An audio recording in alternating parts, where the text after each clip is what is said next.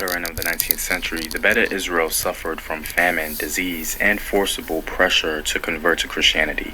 By 1900, only 60,000 to 70,000 Ethiopian Jews remained. A man named Dr. Jacques Faithlovich took up their cause in 1923. He put the Beta Israel community in touch with the Jewish communities around the world, opening up a school for them in Addis Ababa and sent several of them to Jewish schools in Europe. Although his activities came to a halt during the Italian occupation of Ethiopia, he had achieved something very important. For the first time in modern history, the Beta Israel community had some contact with other Jewish people around the world. In terms of their religious beliefs, the Beta Israel have always identified themselves as exiles from the land of Israel and believers in the faith of Moses. For almost 2,000 years, however, they were completely isolated from the rest of the Jewish world. It seemed as though they never learned of the Talmud, the codification of Judaism's oral law, or of any of the traditions that arose after biblical times, such as the holiday of Hanukkah. The religious life of Beta Israel is based on the Torah, on oral interpretations passed down from generation to generation, and on the community's own holy writings.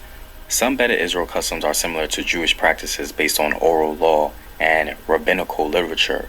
Others resemble ancient customs practiced by Jews during the biblical and Talmudic periods. Beta Israel villages, usually set apart from neighboring Christian villages, were always situated near a body of water for purposes of ritual bathing and purification.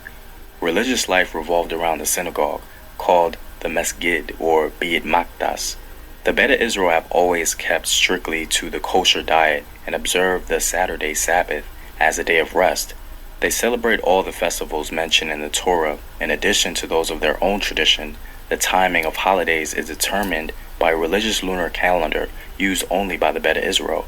A traditional priesthood called the Kohanim are leaders of the community's religious life.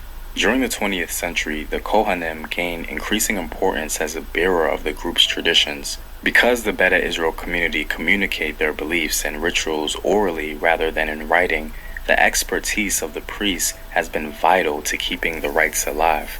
After Ethiopia liberated itself from the Italians in 1941, the country's laws granted Jews equal rights with the rest of the population. The Beta Israel continued to face persecution and discrimination, however.